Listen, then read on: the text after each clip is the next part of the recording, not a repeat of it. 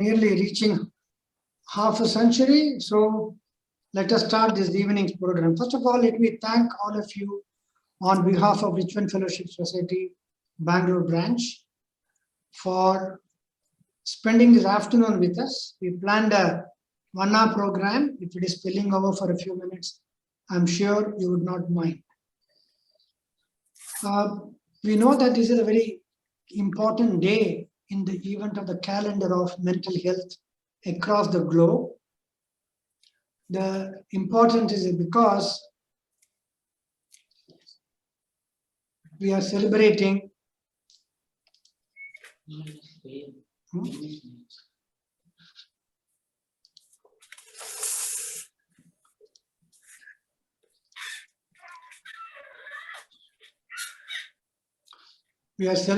the World Schizophrenia Day. And okay.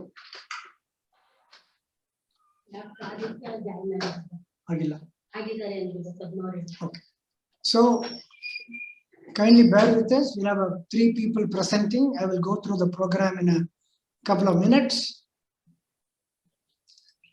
The Bangalore branch, for some of you who are not familiar, has been in the field of psychiatric rehabilitation for the last 3.5 decades. And we run some programs related to looking after people with severe mental illness. We run a halfway home, the daycare center, and a long stay home. We used to run a postgraduate college, which is currently shut down, but we hope to be continuing our training program. All that will be on another program about Richmond Fellowship, which we will run. We plan to run such programs in a periodic way. The panelists for today's program, you see, I will be the first speaker. I'll be talking to you on schizophrenia, some basic issues. And my colleague, Dr. Dhruva Aital, who is a consultant psychiatrist at Marga, he will talk on what is beyond the obvious. And my senior colleague, Dr. Lata Hemchand, a senior consultant psychologist, will talk to us on psychosocial interventions for people with severe mental illness. Why do we wish to celebrate World Schizophrenia Day? Why should we celebrate World Schizophrenia Day? It's because there is very little awareness about this disease.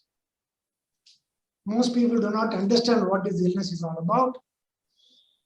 They have fantasies, they have myths, they don't know what they are dealing with. Many people think schizophrenia is a split personality, but it is not a split personality disorder. People come and ask us, is it like Dr. Jekyll and Mr. Hyde? No, it's not. But it's a severe, enduring, and very many cases, it's a chronic mental illness. Usually, some of the facts I'm giving you because these are the reasons why we need to understand schizophrenia. And these are the reasons why we need a special day to bring awareness to the public, awareness to the people who suffer from it, and to the families who are desperate and very distraught about managing people with this disease. Usually the onset is late adolescence or early adulthood. The illness begins around 17, 18, sometimes early 20s. Some group of this illness may start later than 35 or 40 years. The critical point is the person does not know. The person may be a man or a woman, young boy or a girl. They do not know that they are suffering from this disease. We call it they have no insight. They think whatever they are experiencing is normal. Okay, thank you. Kindly switch off your audios, please, everybody. Kindly switch off your audios. They do not know they are suffering from it, and therefore they believe they do not need any treatment because to them the experiences are very normal. Unfortunately, the families are watching this helplessly.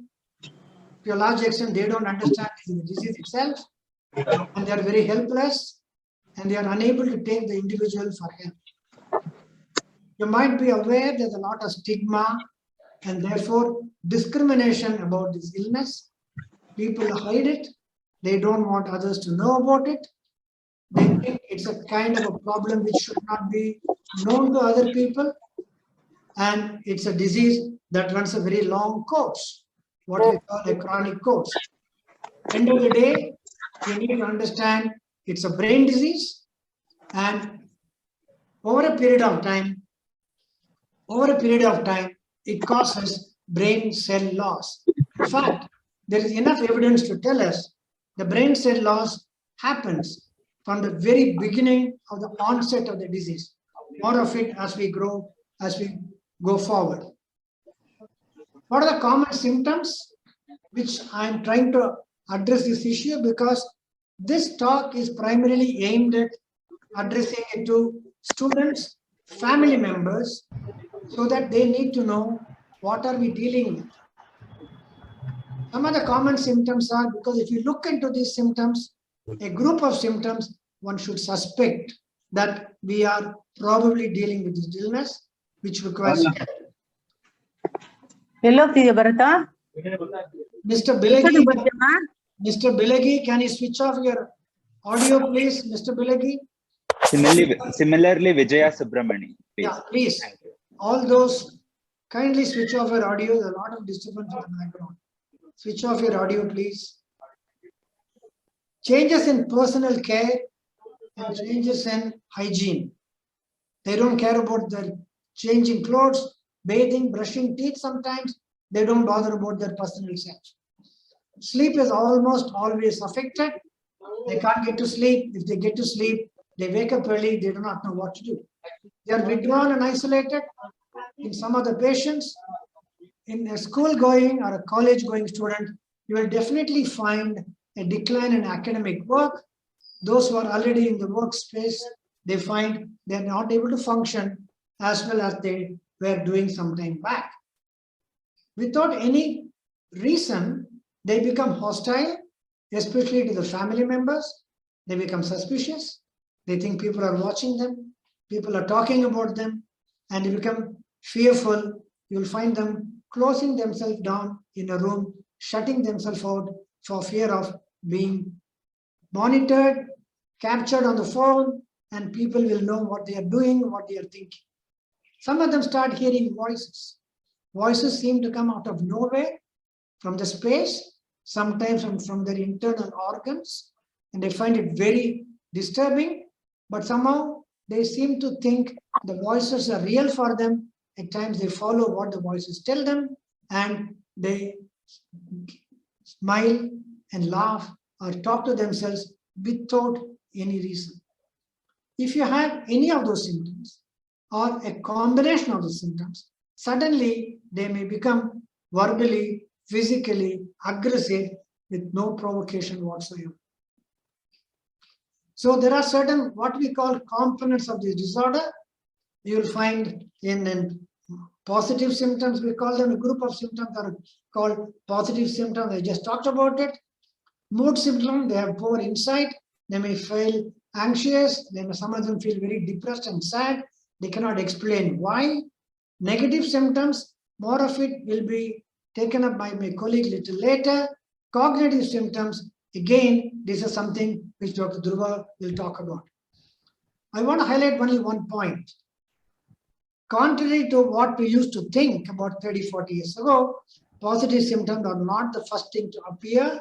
We know today, research tells us these cognitive symptoms, the symptoms that are responsible for attention, concentration, new learning, all of them get affected first, and subsequently other symptoms will come up. Dr. Dhruva will talk about it. Sir, Mr. Appo A12, kindly switch off your audio. I think it is Subramaniam. Yeah, thank you. What are the causes of schizophrenia, which is not fully understood? There are several theories. People think there may be, it's like the famous story of the elephant and the 6 blind men of Hindustan. Each of them touched a part of the body of the elephant. They described the elephant in a very different way. But similarly, to understand schizophrenia, People think it could be autoimmune disease. It could be a problem in the developmental stage of the illness because it happens in the teen stage where brain undergoes certain changes. Some people think it's a virus that happens during the delivery of the child. It's a membrane in the brain. Psychologists had a field day 40, 50 years ago that they thought it was due to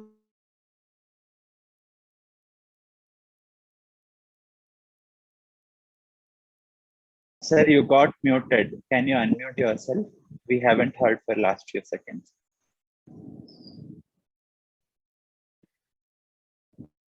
Yes, sir. You are muted. We can't hear you. I think centrally the unmuted, so I got unmuted. Sorry. So scientists thought it is a excessive production of dopamine. That is still a valid theory. However, our current understanding today is there are combination of factors that may be responsible for a disease that we call schizophrenia.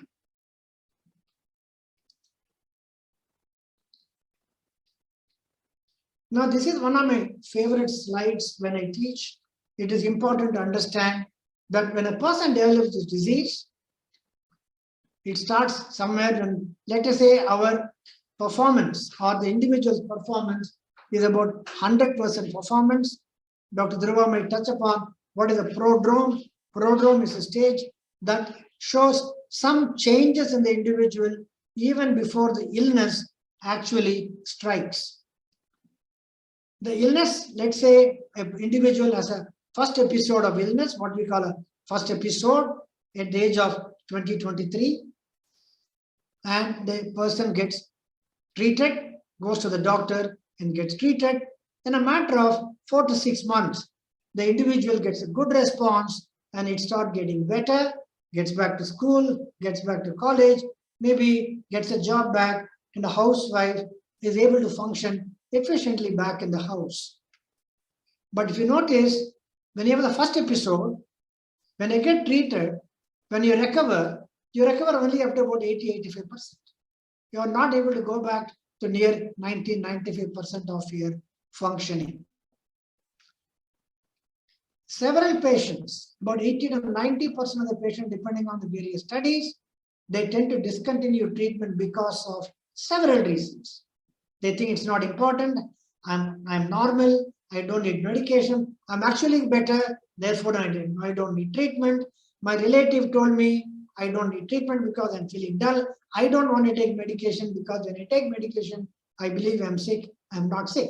So they stop the treatment. When they stop the treatment, eventually, it's a question of not if they will get a relapse meaning getting back those symptoms, question of when will they get it. Everybody practically will get a relapse. When they get a relapse, then they come down from functioning of 85-90% to 50%. There's a sudden drop in the individual's functioning. They again get back to treatment gradually, reluctantly. If you remember, it takes for 2-3 months to recover. It takes nearly 1 year, 8 months to 1 year to begin to show improvement. The improvement is gradual, but never back to where it started from, though there's a further decline. Again, people stop treatment, come back, again a relapse happens. This time it takes double the time of this period. If it is 3 months, it is 6 months, it is 1 year, 1 year more. The point I'm trying to make is, if you stop treatment in this disease at any point in time, you are not only worsening your problem, at every stage, there is a brain cell loss. The brain gets damaged. Around 30-35 years, the patients get repeated relapses. And if a person does not show response here, at this stage, they reach a point what we call treatment resistance. Meaning, no matter what kind of a treatment you offer, the patients do not respond very well. But Dr. Lata might talk about what can be done here. There is no need to despair. There is something called rehab. We can attend to this. So look at this progressive brain loss. What we need to understand, you catch early, treat early, and do not stop medication. This is an MRI, it's a schematic representation of schizophrenia. We talked about episodes of the disease, first episode, second episode, third episode, and fourth episode, and so on. Every time there is a, look at the ventricle. Ventricles are the spaces in the brain which contains cerebrospinal fluid. Around that are the brain tissues. The small is the ventricle, greater is the brain tissue. With every episode of this disease, the brain tissue around the ventricle is lost. Because it is lost, the ventricle starts expanding because there is space for the ventricle to expand. Bigger the size, greater is the brain loss. This is a kind of a picture you will see in patients in dementia, Alzheimer's disease, age of 65, 78. That is the kind of a neuroimaging we are able to demonstrate to you. Therefore, if you take treatment for longer duration, it is possible that some of the patients can reverse this change. But if you discontinue, you are going to suffer this brain loss. Something which I'm very fond of saying is a person schizophrenic. Many people tell me, my uncle is a schizophrenic, my niece is schizophrenic, my nephew is a schizophrenic. No, your nephew may be Ramesh, but he has schizophrenia. Your uncle may be Charles, he is not schizophrenic, he has schizophrenia. You do not transfer the name of the disease to the individual. The individual and the disease are different. It is a problem with the medical terminology. We call people diabetic. No, I think we should say is a person who has diabetes. Person with epilepsy, not is an epileptic. It's a term that we should use. We should give them dignity by individuating from the name of the individual and the disease. They are two different things. At least from today, each one of you will teach this term to at least 10 people. So we provide the dignity that these people deserve. I end the slide by saying, anytime you fall sick, it is your right to get better. Schizophrenia is the same. The earlier you catch them, the earlier you treat them, the longer you treat them, better is the outcome. It has been shown in thousands and thousands of studies. And it is the same when you see your own close member of your family. I believe health is your right. Whatever health is you're dealing with. But if you want to suffer by not treating, and that's your option. Whether it's a schizophrenia, whether it is a fracture, whether it is a cardiac disease or a lung cancer, suffering is your option. But you don't have to exercise this option. You choose your right. Thank you very much for your patient hearing. Thank you.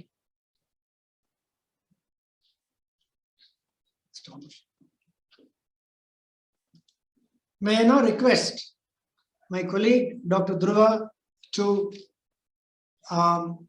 talk about his topic. Let us be open to talk about schizophrenia and seek help beyond the common items, common things. Dr. Dhruva Ital is a consultant psychiatrist from Marga. Till recently, he was in Immans. He is an MD, PhD, and he also has been doing a lot of research in the brain of schizophrenia. He has worked a lot on cognitive rehabilitation, cognitive changes in the brain, and is a great researcher. And he currently is also a visiting consultant to Richmond Fellowship Society. Dr. Dhruva, please.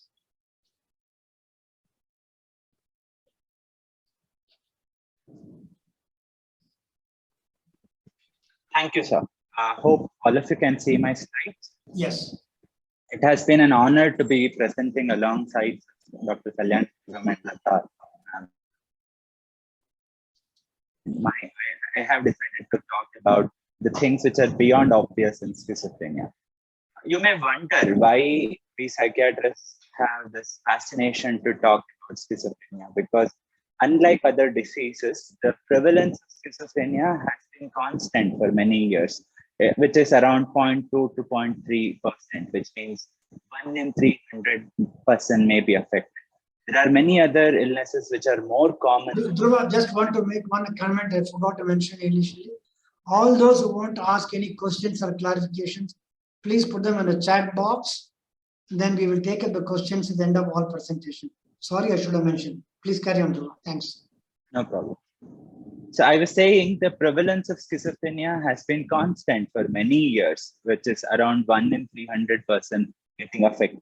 Yes, of course, there is increase in population of the world, making total number of schizophrenia patients to be around 24 million across the world.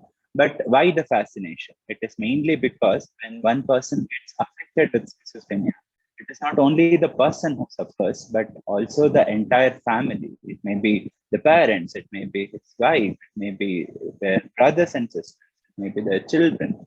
And it is for a long duration. Unlike cancer, where okay, the expected life expectancy is 2 years, maybe 5 years maximum, wherein schizophrenia, the onset is as early as 18 years to 20 years, and you expect them to have a normal life course.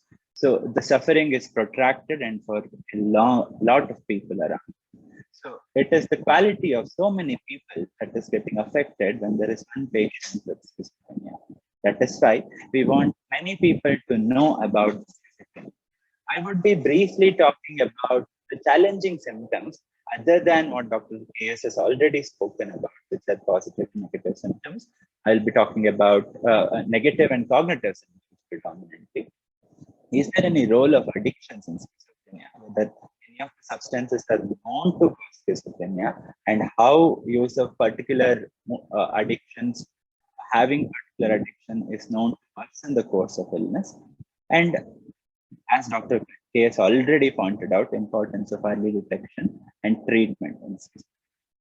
Briefly about history, because it's also associated with negative symptoms. Emil Kraepelin, as early as in 1800s, had, sorry for the spelling mistake, he had called it as dementia precox, which means it is a dementia which is very early in onset, like within 17 or 18 years of age. Why am I saying this? With dementia, it is not just the positive symptoms, it is not hallucinations. It is the cognitive symptoms which gets affected. It is the personality of the person which gets affected. And that is exactly sorry to interrupt you, doctor. Yes? Your voice is not very clear. It's breaking up constantly. Give me 1 minute. Thank you. Am I audible now? Very clear. Thank you.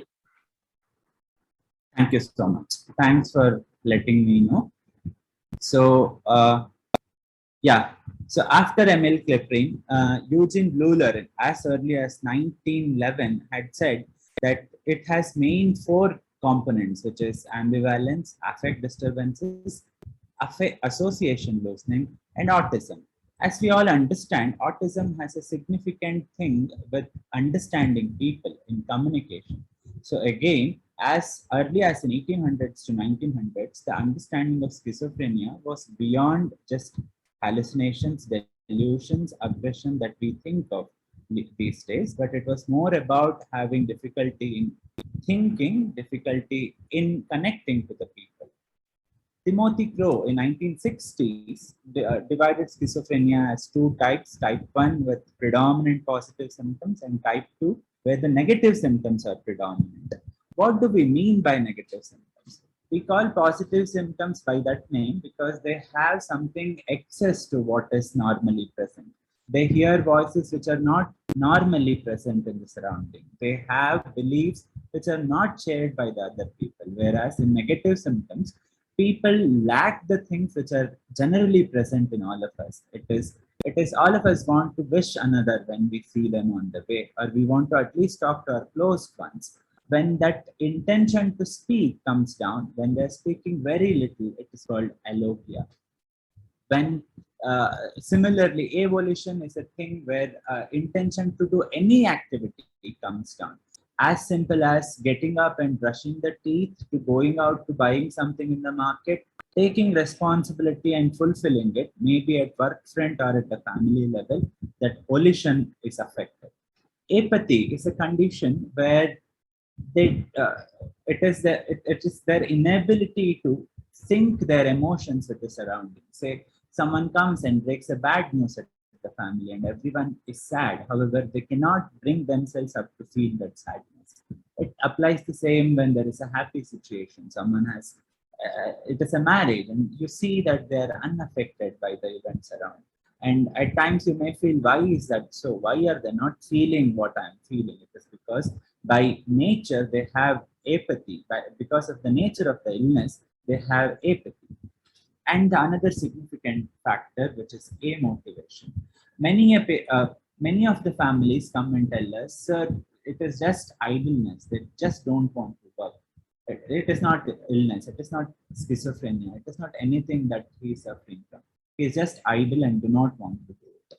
Yes, maybe because that is because of this symptom called as amotivation, where the general tendency to do things, the feeling good about doing things is lacking. So they do not want to work. And these are the predominant negative symptoms. Similarly, they stop enjoying their activities which they were initially enjoying, which we call as anhedonia.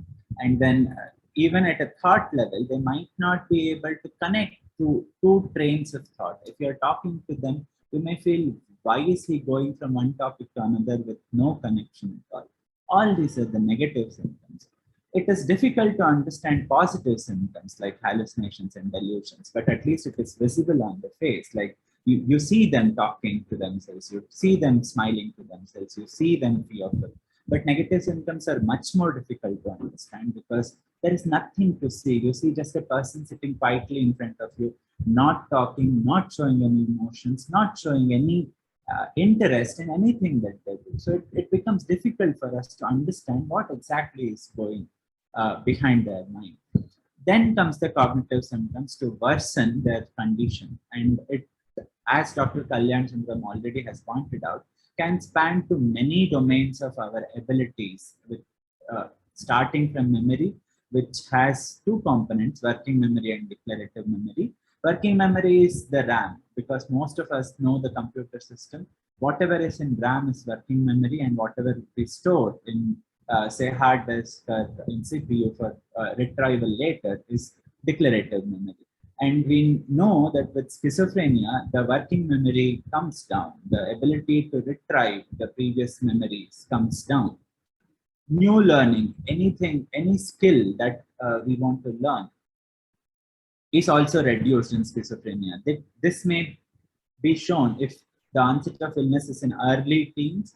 It may very well be seen in their academic performances. And if they are to change jobs and get adjusted to new roles, this may be a hindrance there. Speed in general, processing. So if you have to take inputs from your various sensory modalities like hearing, vision, and touch, and all that, and process it to do something, plan, that entire speed comes down significantly. Another important aspect is executive function, where person plans things and then controls their impulses to go against the plan, organizes things, sets time limits for themselves, and then they initiate. They also have an eye on the time. How am I doing? And also, we also do see how effectively are we doing it. Are we going wrong anywhere? Which involves attention, which involves you to be flexible enough to see if it is not going as you wish, changing the plan, changing the way how you approach, and at the end being perseverant. So executive functioning is affected. So probably if you have a person, a family member with schizophrenia, now probably you can understand when they find it difficult to do as simple a task as going and buying vegetable from the shop. It is not just because they're idle, it is not just because they're inattentive, it is because they have difficulty at so many levels. It is not just that willingly they are causing trouble to you. They do not want to harm, they do not want to hurt you, that is why they are doing it. It's because they have difficulty. Another significant aspect, which is social cognition.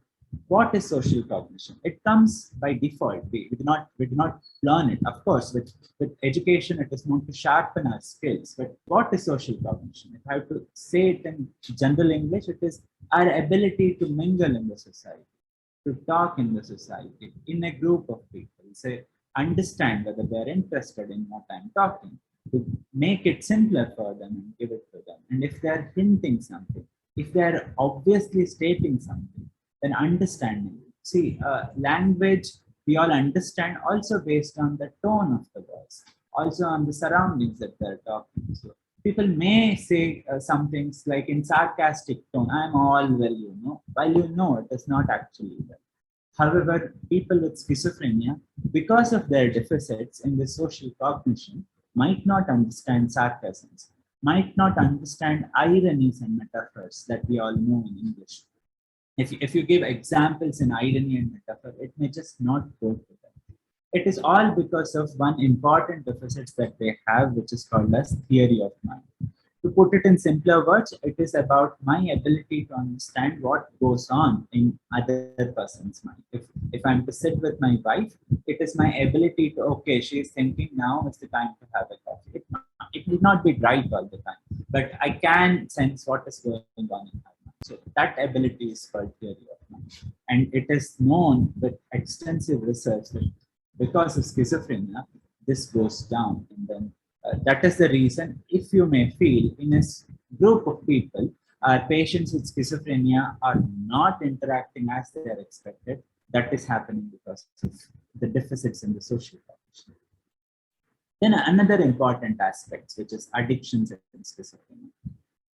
First one, and the important one, because we have college students. Nowadays, it is a statement to make. I'm cool.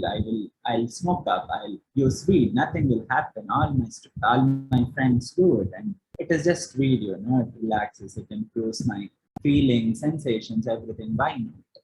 What is known is among all the substances which are associated with schizophrenia, weed is the one thing which can bring forward the date of getting affected in a person who is already at risk for schizophrenia. If I have to make it simpler, if you ask me, like Salmonella typhi and typhoid, if there is no Salmonella typhi, there is no typhoid, whether the association with cannabis and schizophrenia are the same, maybe not. We might not be able to say it is only cannabis which causes schizophrenia in a person, but with all other stressors, all other hereditary family factors, cannabis poses a significant risk of developing schizophrenia.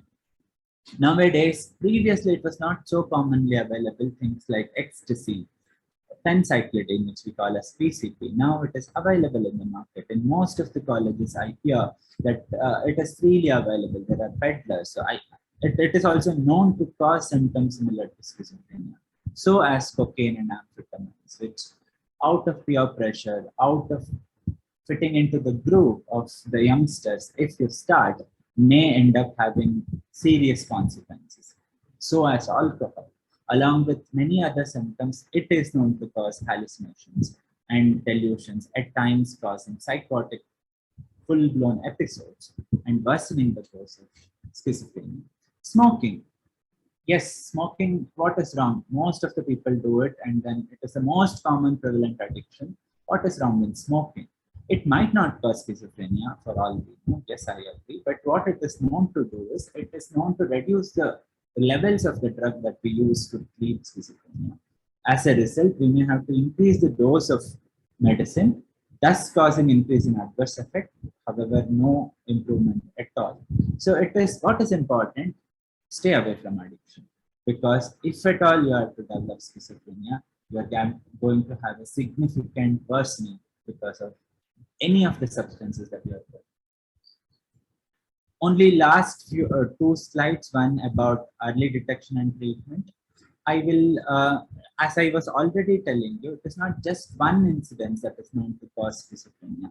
It is a probably interaction of more than one, a cumulative effect of more than one adverse event, from genetics to malnutrition during their antenatal period, to vitamin D deficiencies, to trauma during the childhood, may leading to a decreased intelligent quotient as well, neurodevelopmental delays because of any reasons, and then social cognition deficits. It is also known even before the onset of schizophrenia, social cognition is impaired among the people, and cannabis significantly. So all of them can lead to development of schizophrenia, and the risks are known to be cumulative and also interactive.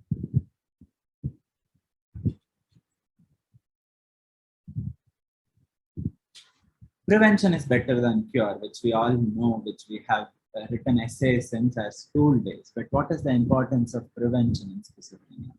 Sir already mentioned about prodrome. What is prodrome? Pre-morbid is the stage when there is no onset, no signs of symptoms at all. However, when they are syndromal, they may have all hallucinations, delusions, problems with cognition, and negative symptoms. There is one phase which is the golden period, I would say, like in stroke, the first 3 years. If only we have to find the people in this stage and treat them and then monitor them for a long time, probably we can prevent this deterioration leading to treatment resistance and significant burden as well. So what does this prodrome consist of? It is not the frank psychotic symptoms. These are the negative symptoms that I stated. This is also possible change of personality that you find in the person who is otherwise cheerful and joyful is now withdrawn and by themselves. It is any minor changes that you see is happening in an adolescent, along with maybe at times some hallucinations, maybe at times being suspicious, makes it prodrome. The point is, if you are doubtful, please come and seek help, because if we can detect at this stage, maybe we can prevent them from going into full-blown psychotic episode, thus worsening over the course of the time. And it has been shown that even after the onset of illness, if you are to come to treatment early, probably the deficits are lesser compared to, say, coming to treatment after 10 years. We have seen patients next to NIMHANS coming after 10, 12 years thinking, because of various reasons, which is going to be my next and the last slide, the barriers to treatment. Poor knowledge, what is there? Nothing. There is nothing called psychiatric illness. It will all go away. You make your mind strong, all of them will go away. And attitude, there is no need to go to and see a psychiatrist. It will all go away. I will take him to the neighboring Auntie Padma, who will give him counseling and he will be fine.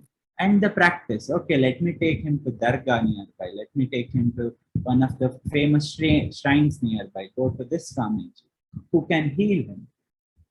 Okay, you are free to continue whatever you believe in, but please come to seek medical help as well, because we know that with evidence that with medical treatment, it is going to change the course of the illness. Along with that, do whatever that you believe in. It may be religious, it may be anything that you believe in. You are free to continue that.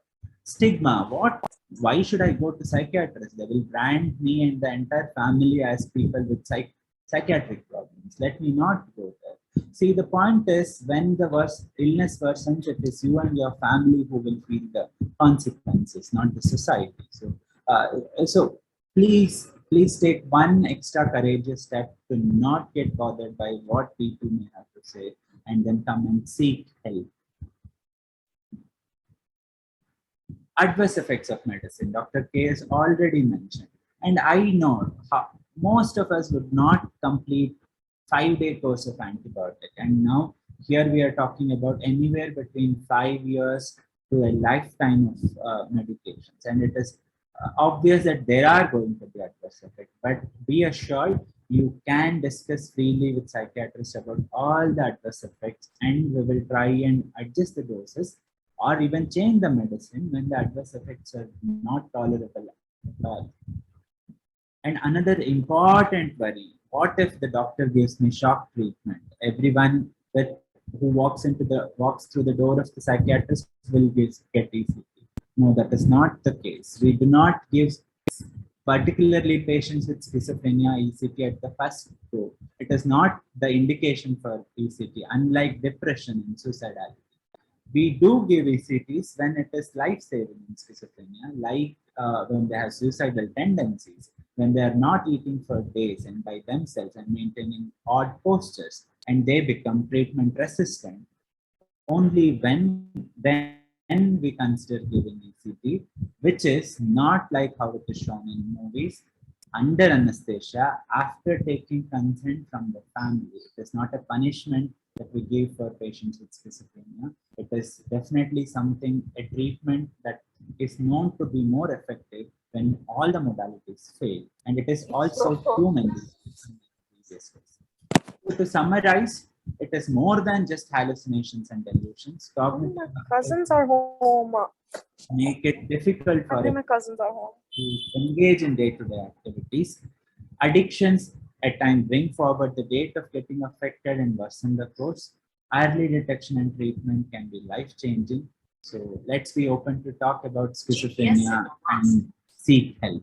With that, I complete my presentation. I request Lata ma'am to continue with her presentation. Thank you, Dr. Dhruva, for a very comprehensive presentation. Beyond what? A telling conclusion to say that it is just not hallucination and delusion. There is a lot more to this disease than what is that you face. Now, let me now invite Dr. Lata Hemchand. Okay, we have this disease, we have this illness. We need to take medication. Is medication is a be-all and end-all for this treatment? No, it's not. We know, but a good number of patients, 50% around, will not respond to the medication beyond a point. What happens to them? Do we give up? Now that's where steps in Dr. Lata and their ilk, who come up and tell us what kind of a psychosocial intervention that can be done that will be effective and efficient in managing people with schizophrenia. Dr. Lata. Thank you, Dr. Kalyan Sundaram. Good afternoon, everyone. This is a vast topic, and I hope I'll be able to do some justice to it, because in a short time, it's a little difficult to compress. However, I will give my best. Let me share my screen with you.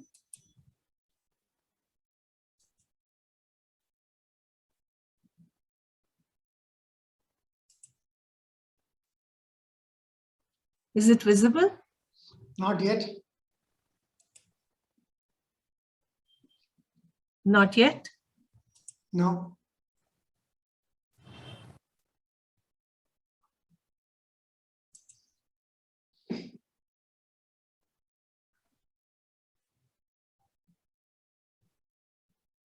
Samit, can you help? Not visible, they say. Just a second.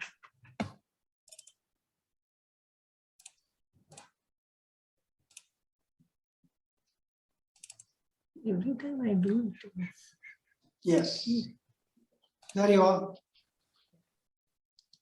It's got to the last one.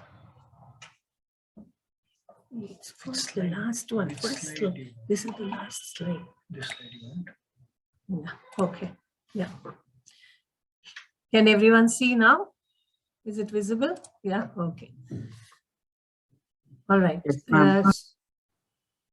To begin with, we know that we heard Dr. Kalyan Sundaram as well as Dr. Dhruva telling us that quite a large percentage of people with schizophrenia go into a chronic phase where their mental health needs become very complex, whether it is to do with social cognition or their affect blunting or other symptoms. All of them give rise to many mental health needs which need to be addressed.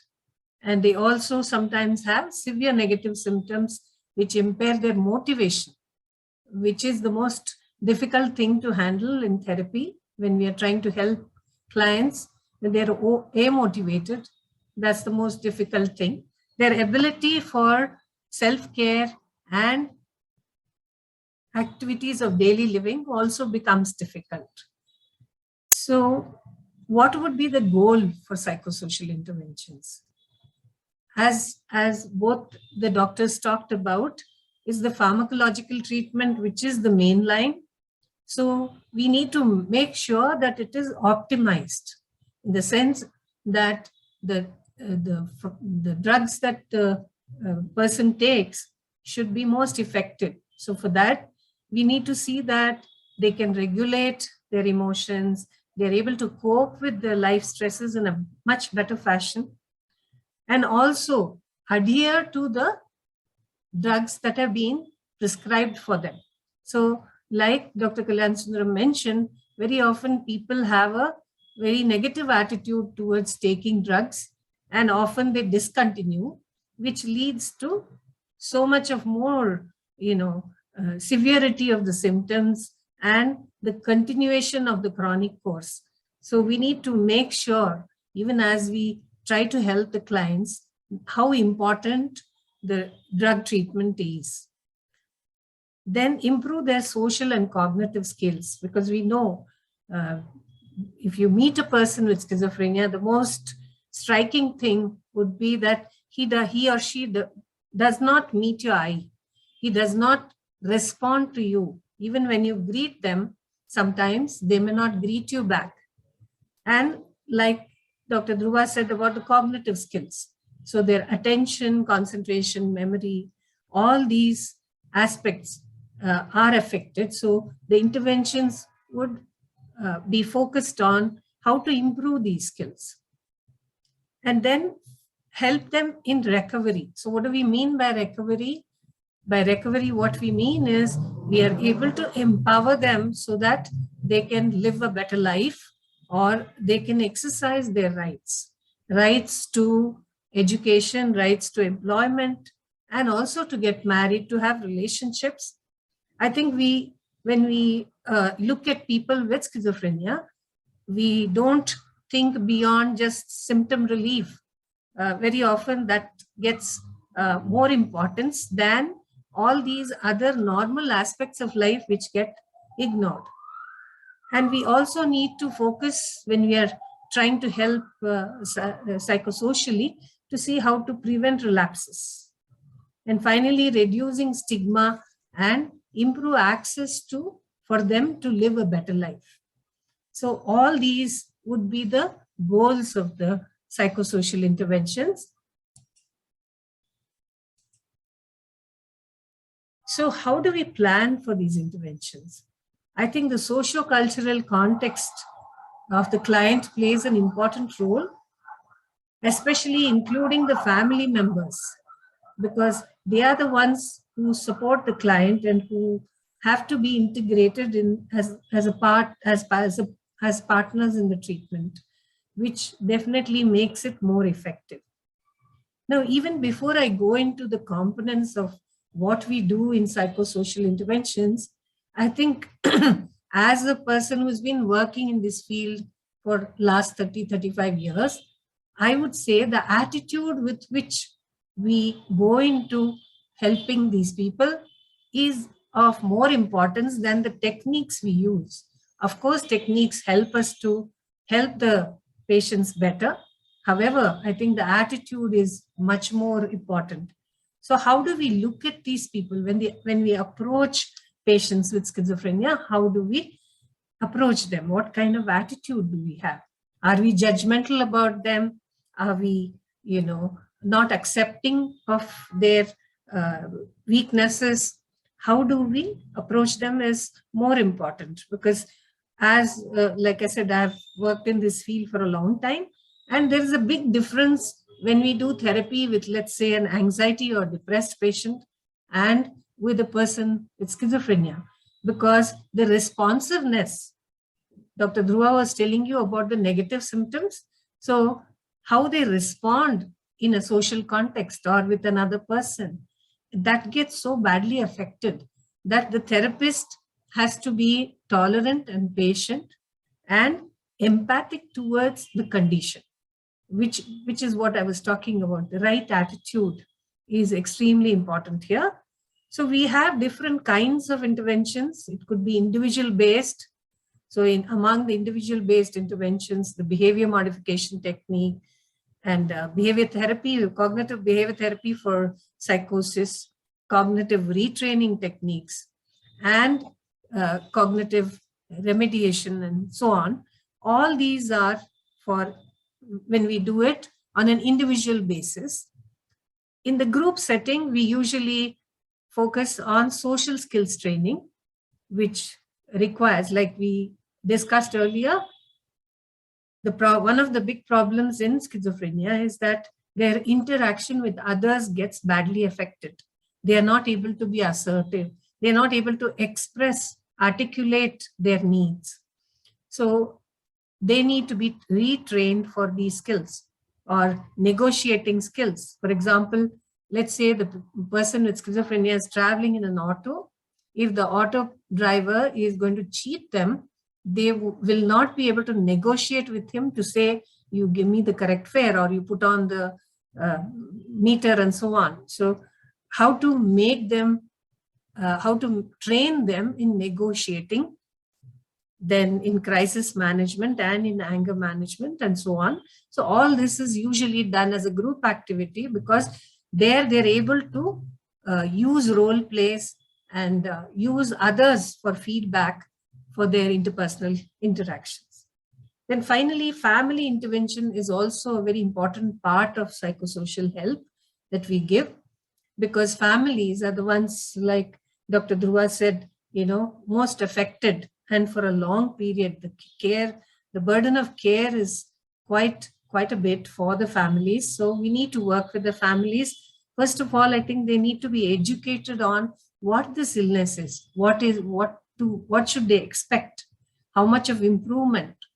Their expectations have to be realistic. There is no magic. There is no, complete going back to the pre-morbid phase, which happens in very few patients. So we need to prepare the family to cope with all this. And sometimes there can be aggressive behavior, impulsive behavior in the client, uncooperative client. So they have to prepare themselves for that. And then they have a big role to play in relapse prevention, which I'll come to it later. And also, because of this complex and burdensome illness, what is the emotions that they go through? That is also something which we need to deal with as therapists. So let's just look at the goals of what we do in therapy. The main goal would be to ensure normalization for the client, for the person with schizophrenia, optimizing their functioning through multidisciplinary and multifaceted approach. So it's not just the psychologist, it's not the psychiatrist alone. It's a team which works with these clients, because like I said, they have complex needs. It's not just one need, the many, multiple areas which need to be worked with. So behavior modification as an approach has shown a lot of good, effective results. So mostly it is based on learning theory and behavior therapy. The aim in this kind of therapy is to restore the patient's functioning in specific areas. Like, for example, if they have difficulty in just activities of daily living, like getting up at a particular time, brushing their teeth, which is all very normal for us, very automatic. It may not be so in the patients with schizophrenia. So how do we slowly make them develop these routine tasks? Behavioral analysis is a part of behavior modification. It gives us a clear frame to work and formulate a treatment plan. Then other psychosocial interventions like social learning therapy have shown a lot of effectiveness in improving self-care, interpersonal skills, reducing bizarre behavior, and so on. So what we mean by social learning therapy is, it is learning from the peers. It is learning in a group to be able to absorb and imitate the action and the behavior of others, through which we all learn. Our social learning, even as children, is mainly through imitation and observing others. And that's what we redo again in these group settings. So major behavior therapy techniques include token economy. What we mean by token economy is it's based on positive reinforcement. So like I was telling you, even the daily activities which are disturbed in these cases, you give a token whenever there is a desired behavior. You give a token as a symbol of appreciation, and the patient later can exchange the token to maybe money or maybe some other pleasurable object of his choice, maybe things which he likes. So this token helps the person to start developing skills. Then social skills training, like I told you, we have groups where each one gives a feedback on the other's behavior and they try to help each other. And also we have role plays where we enact certain scenarios. For example, if let's say the person wants to go and buy vegetable and the vendor is not reducing the price and is quoting exorbitantly, how does the patient then try to negotiate? So these kind of scenarios are built into the social skills program, and the patients are made to practice these skills, and that helps them. Similarly, anger management, management of anxiety, and assertiveness training, which is again very, very important. What we find in people with schizophrenia is that their assertiveness is lacking. When they have to assert themselves, when they have to confront someone who is unfairly treating them, they find it extremely difficult. So assertiveness training also is very important for them. Then cognitive behavior therapy to reduce obsessions, panic attacks, and depression is also used. I think in more recent period, cognitive therapy for delusions and hallucinations have been tried and found to be effective. It is based on the mainly the paradigm shift which happened in the 90s.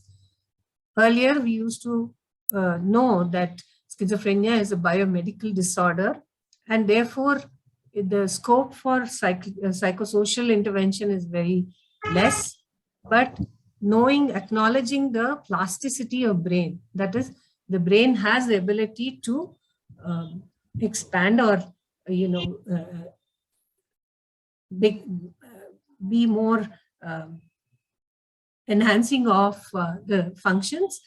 So with that paradigm shift, I think we were able to go to cognitive therapy for delusions and hallucinations. Cognitive impairment, about which Dr. Dhruva talked at length, I don't want to go into details of that. So this usually cognitive remediation or cognitive retraining is what is used. We have computer-based programs for that, and this has to be done on an individual basis. It has been found to be very helpful in improving their cognitive abilities. In cognitive enhancement therapy, which was recently introduced and been tried, not yet, I think, in India, but I think it has a lot of scope for improving social cognition in patients with schizophrenia. So the most important thing, I think, is to restore dignity, and it's vital to recovery process and rehabilitation of these clients. So I think we need to focus more on that, and therapeutic community approach has been found to be highly effective in this. In a residential setting like halfway home, there are different approaches for living in a community, and therapeutic community is one such approach.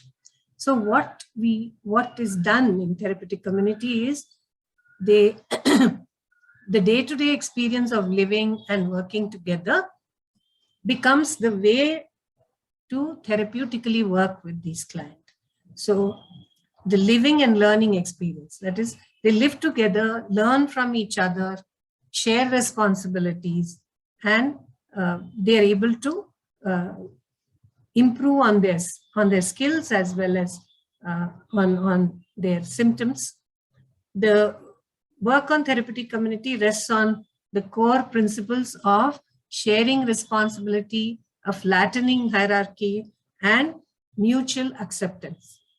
So what we mean by this is the whole group, or the group which lives together along with the staff, shares all the responsibility of the house, whether it is to do with the kitchen work, keeping the place clean, keeping their area clean, then there is no difference between the group members. All of them take responsibility, and there is no difference that the staff will not take part in it, or the staff cannot be given feedback.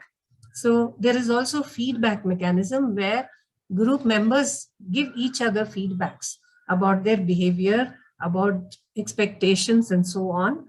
And there is mutual acceptance, both from the staff as well as the clients who live together. So this mutual acceptance helps clients in changing their behavior. So for example, learning from peers. I've seen, we follow this approach in RFS at ASHA. And what we have seen is many clients come and tell us, oh, I see this person is so calm and composed. Even when she, even when there is a disturbing atmosphere, she does not get disturbed. I want to be like her. So they learn from peers, which is equally effective as a therapist trying to help the client. So these humanitarian values of sharing responsibility, non-hierarchical, and acceptance, it is an ideal setting for remedial work with persons of severe mental illness. And like I said, our own experience at RFS Bangalore is a standing example of this. Now, if you look at families, I think work with families is also a very important part of psychosocial intervention. The way it impacts them, the illness impacts them, they become fearful, confused, they don't know what to do with a person who is suddenly behaving in a strange way. There is bewilderment about chaos of the situation. They would have had so many dreams for this person. Suddenly in the middle of his career, or while he's studying, for his engineering or medicine, whatever he's doing, suddenly becomes, goes down in his academics. He's not responding to anything.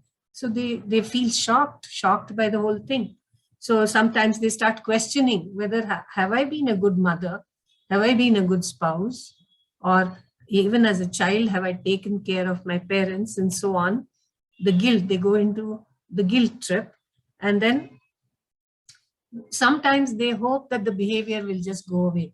Like Dr. Dhruva was saying, even though they live next door to NIMHANS, they would not come there.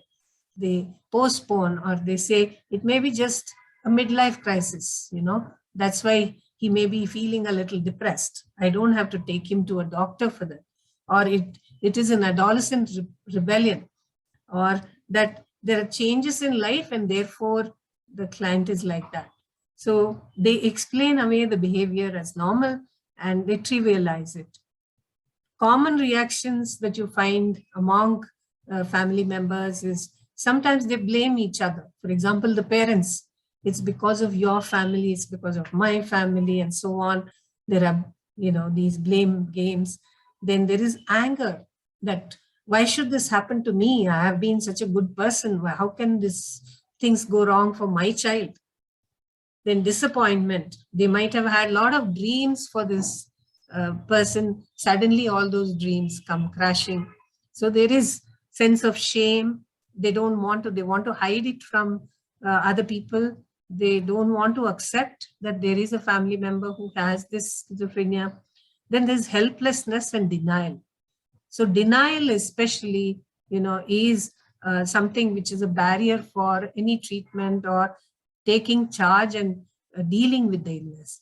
So they trivialize the symptoms, they normalize them, and therefore they lose a chance for the person to get better. So what do we do with the families then? So most important thing is to address their emotions. That is, allow them to ventilate, allow them to express whatever their fears are, and then give them a hope, to be optimistic about it, and how they can build in sympathy towards the patient, and so on. They also need to be educated on what is this disease. They need to learn and study about the illness so that they can deal with it much better. Then involve hope that a combination of medication, therapy, and family love will hasten the recovery. So this is the hope to instill in families is important. And leading family members to embrace caregiving role, which is not easy. That's a burdensome role.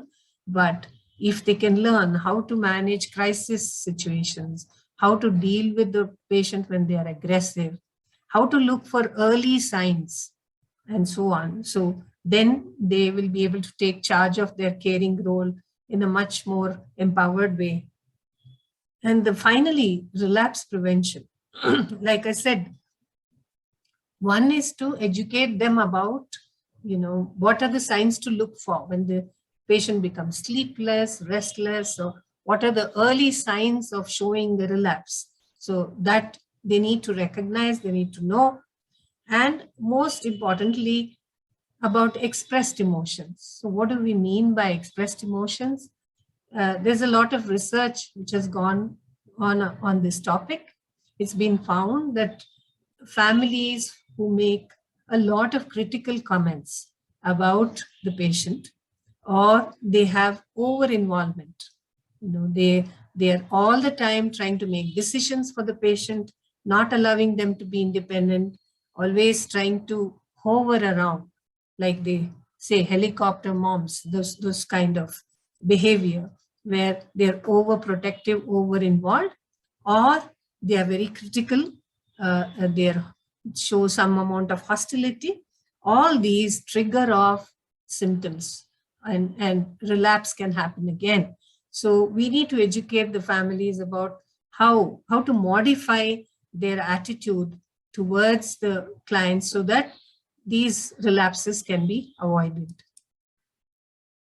So now I come to the final slide. A final word that we can all take while interacting with a person with schizophrenia. I think there are college students here, and college faculty and other family members. So one is of concern and care, compassion, tolerance, and understanding. I think if we can show this, it would make a lot of difference in their lives.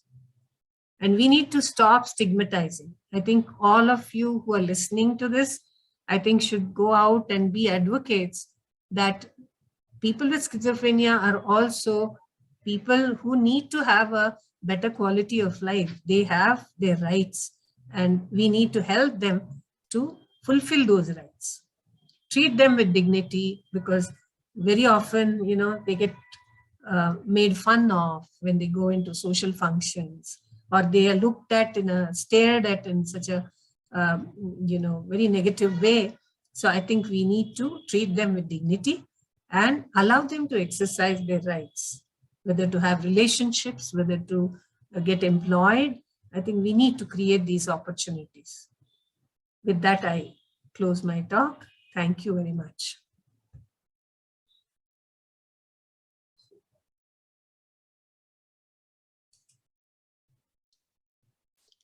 Thank you, Dr. Lata, for a very comprehensive presentation on a difficult topic, but you made it simple and easy for people to understand.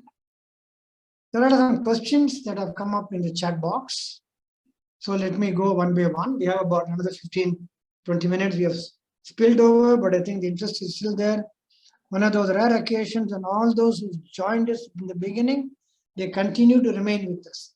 That shows the quality of their interest in the topic, and maybe with an endorsement of the speakers who have created interest in them. So one of the first questions that have come to us is,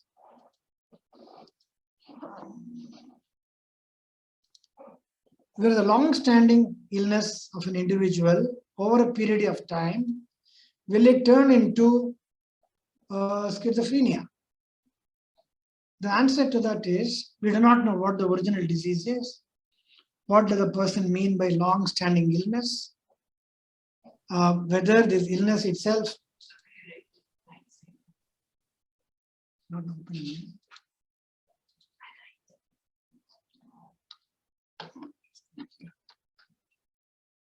So whether they mean by the illness initially, we do not know what the illness was.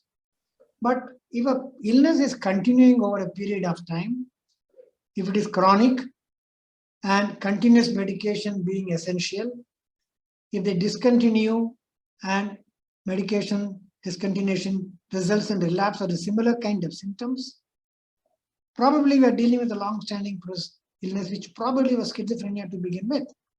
However, if the illness is one of that comes with episodes of depression, repeated depression, in between episodes a person is normal, and suddenly one area of an illness which becomes excitement, over talkativeness, overactivity, overspending, familiarity, disinhibition, we call it a manic disease. Today the term is bipolar disease. There are episodic illness. Then it is likely to be what we call manic depression or bipolar disease. But the illness to start with has been continuous and progressive.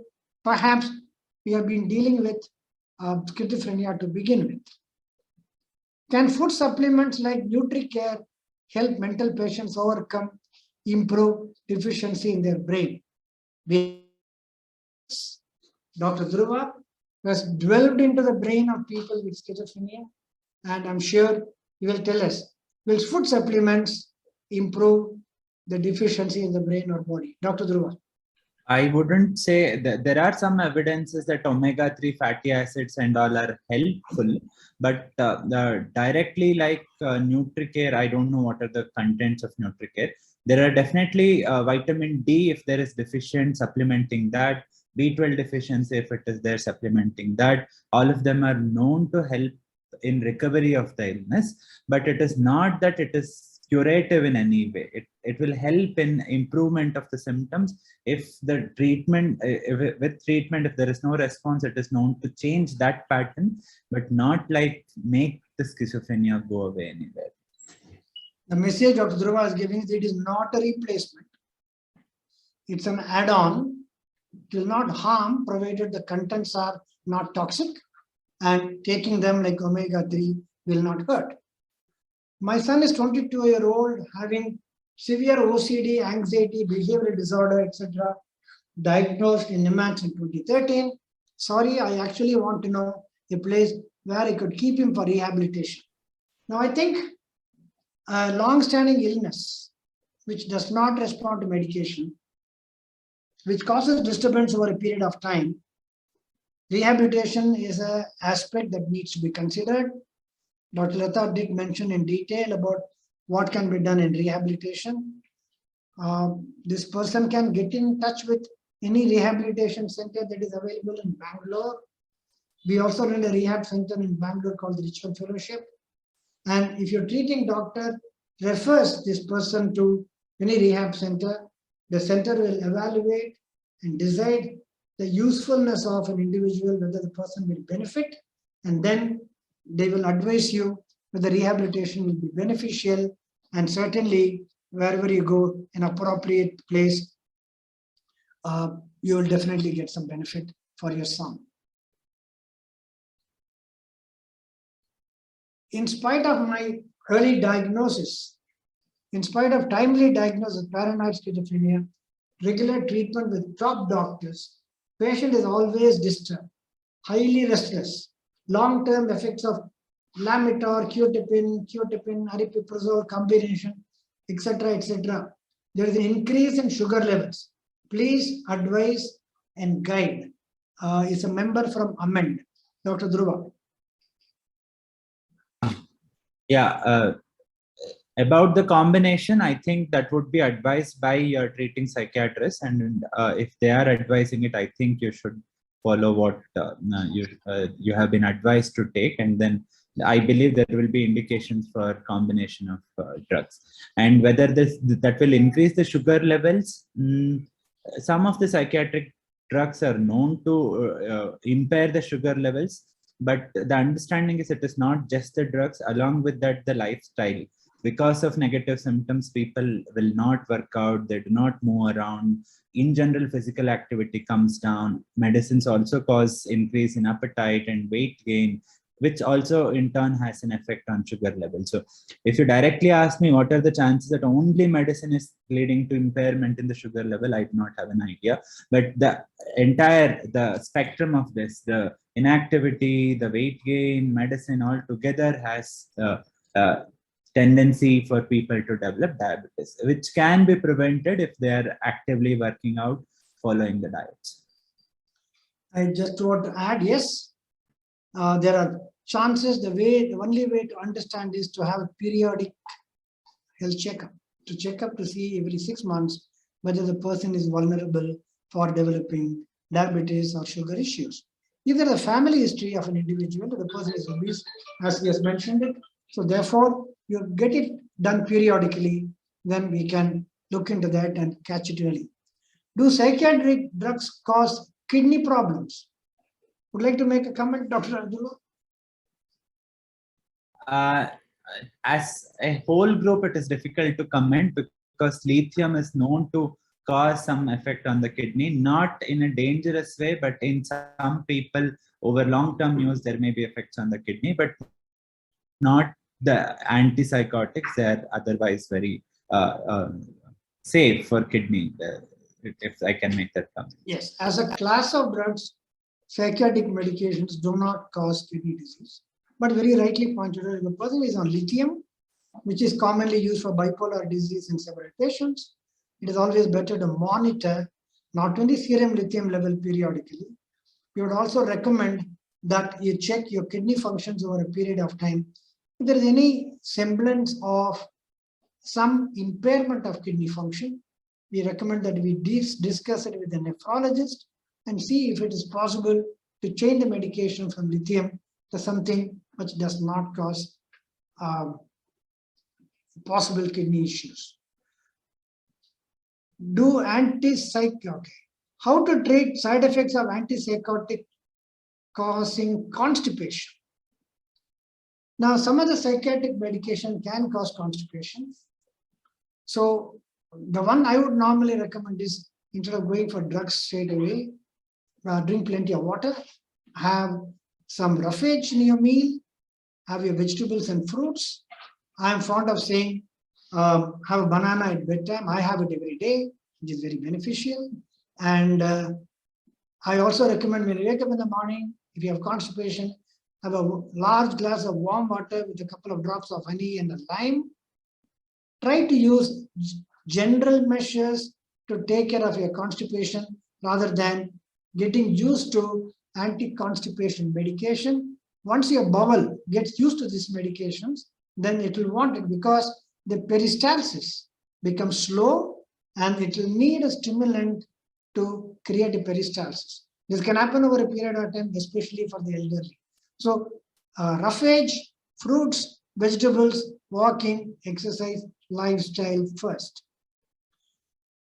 This is a question straight to Dr. Lata. I think she has dealt with it several times. I think I'm going to throw it back to you. It is some person who has asked this question repeatedly, but back to Lata again. How would you implement the right to get married or be in a relationship of the patient in a long-term home like Jyoti? If you have not guessed it from whom it is, here it goes, from the Rajan family. Dr. Lata, you unmute, please. Always remember, every psychiatrist, when he cannot handle a difficult issue, he will throw it at the psychologist. There she is. Right. Yes, there is no one single answer, but I do believe that we need to create this space where at least we can start talking about it with our patients as to what is their idea, what are their needs, understand whether they've really understood what is implied when they think of marriage, about sexual relationship, about companionship, all these aspects. I think the focus is so much on the positive and negative symptoms that we forget these aspects of, everyday living, which are important and which are ignored for most part, especially for people with schizophrenia.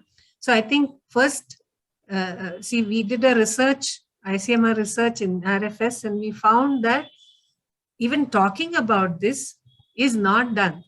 You know, among the we interviewed professionals, we interviewed clients and their families. So this was a three-way of looking at perspectives of how sexuality is viewed by all of them. And we found that there is no scope for these patients to discuss, even ask questions or find out more. You know, even sexual knowledge was poor among them. So when we look at all this, I think it's time that we started discussing. And I think we need to have a very different approach.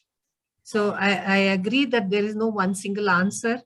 Can a person with schizophrenia get married? If you ask me such a question, there is no single answer. But I think if they are given a chance to at least start meeting others, having relationships, which is happening abroad, and I think we should also see how we can create that space. Beyond this, it's a little difficult to solve, I agree. There is, like I said, no single answer. I don't know whether I've been able to answer the question.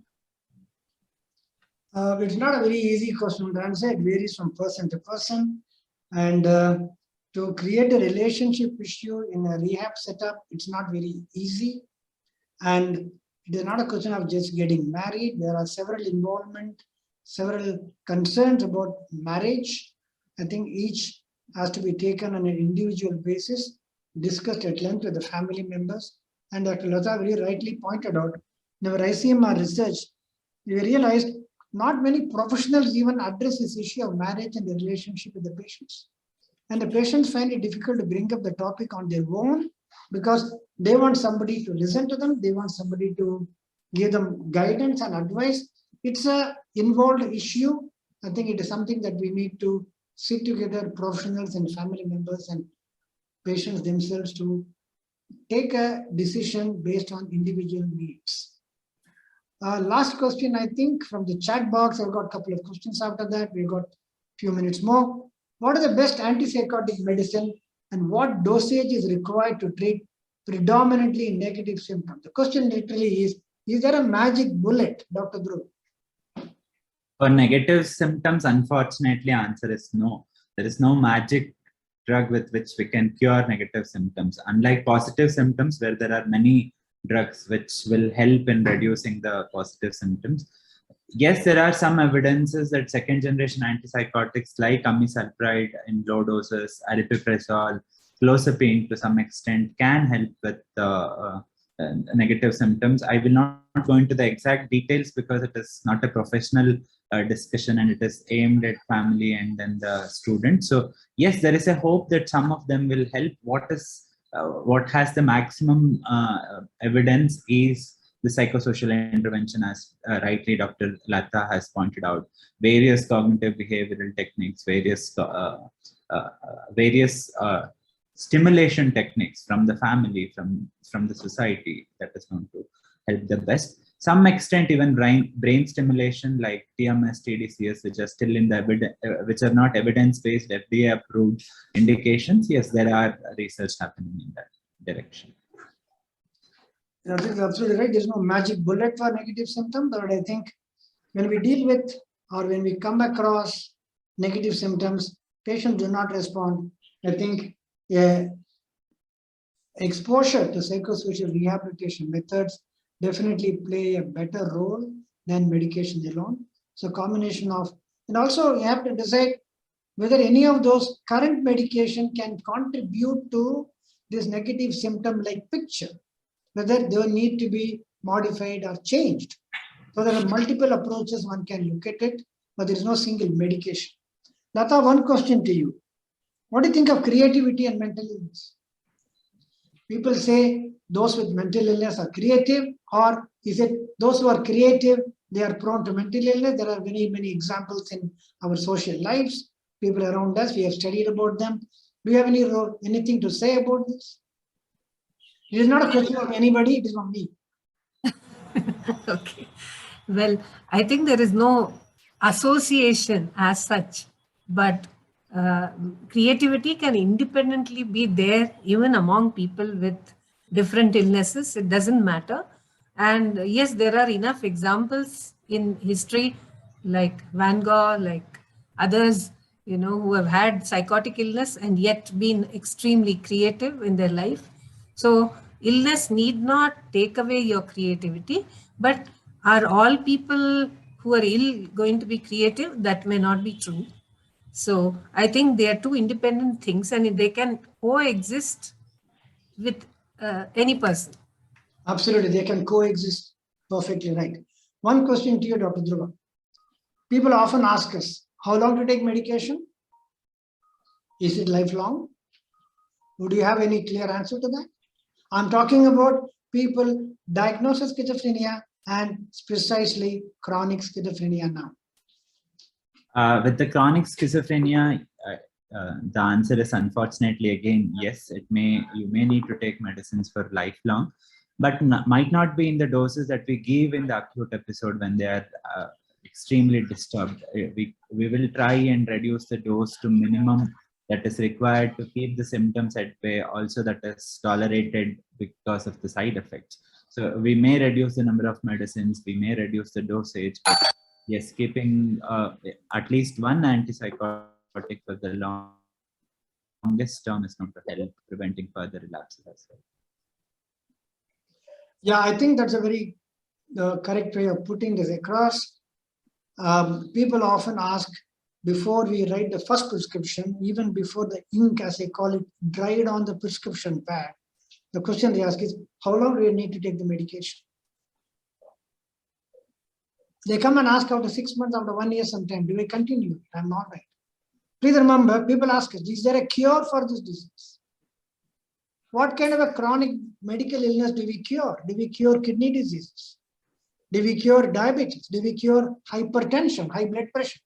Do we cure thyroid diseases? None of the chronic medical diseases are cured. They are controlled and then they are maintained. The improvement is maintained. There is no difference in mental illness. This is a brain disease. We can bring it under control to a very large extent. When you want to remain well, you got to continue to take the maintenance dose. You often tell them, you never ask this question to your diabetologist or a physician, but you're always asking us this question and you don't trust. We all know about allopathy, homeopathy. There is something called Googleopathy. Please ignore the Googleopathy. Patient improvement, patient wellness is a paramount to any treating physician, including psychiatrists. And that is very critical for the patient's welfare and therefore family welfare. And sir, if I may add, Yes. another important concern is whether these medicines are addictive by themselves. Yeah, exactly. I'm glad you raised it. Please carry on. Addicted to the medicine. So Yes. addiction is a different concept altogether. It is like we are bringing back the homeostasis, which is the balance in the chemicals with the help of medicine. So when you stop medicine, you may find it difficult. It is because that balance is disturbed. It doesn't mean that you are addicted. That is why you are having withdrawal symptoms when you stop 1 or 2 doses of medicine.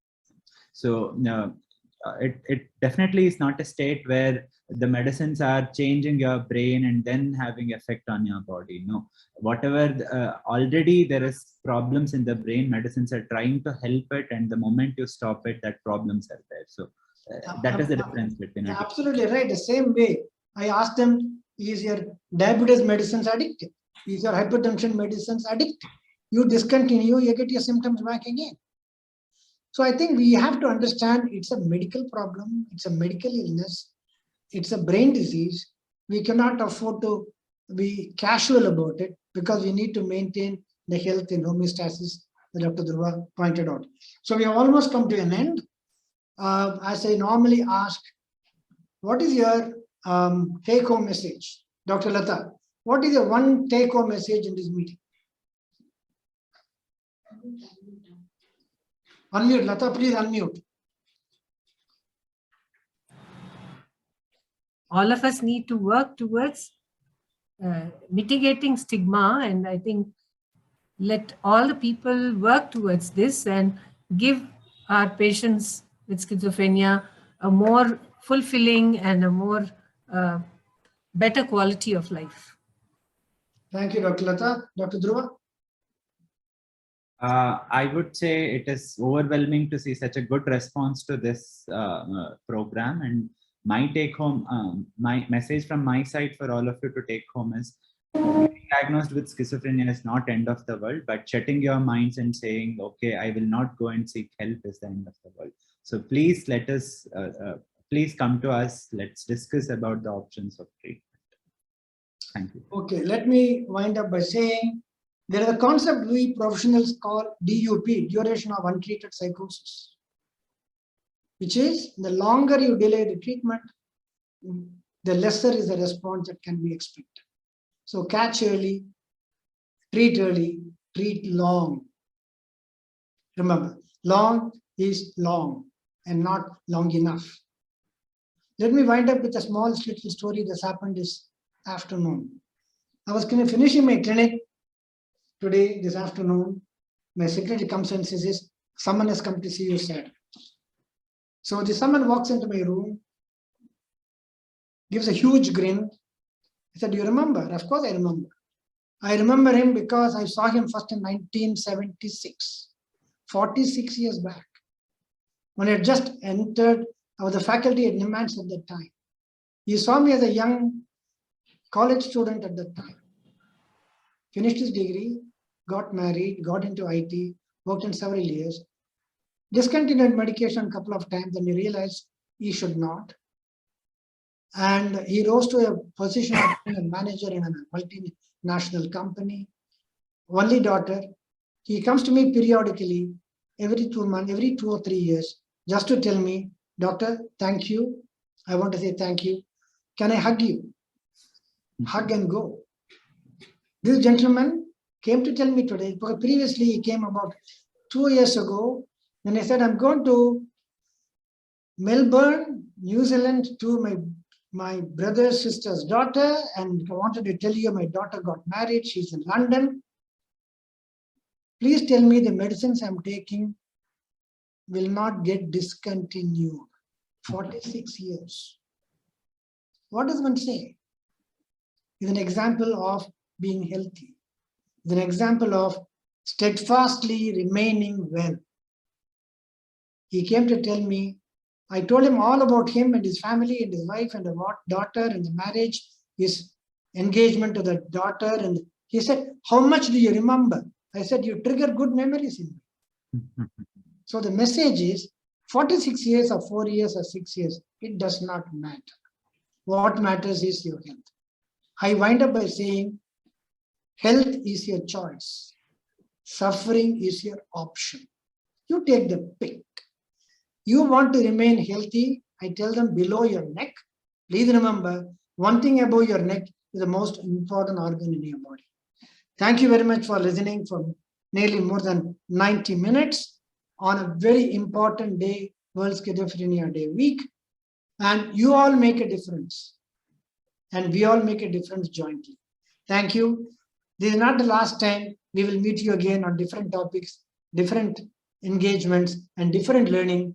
And I end up by saying, my best teachers have been those who have sat across my table in my clinic, the patients and their families. After 50 years in this profession, I'm continuing to learn, and they are my teachers.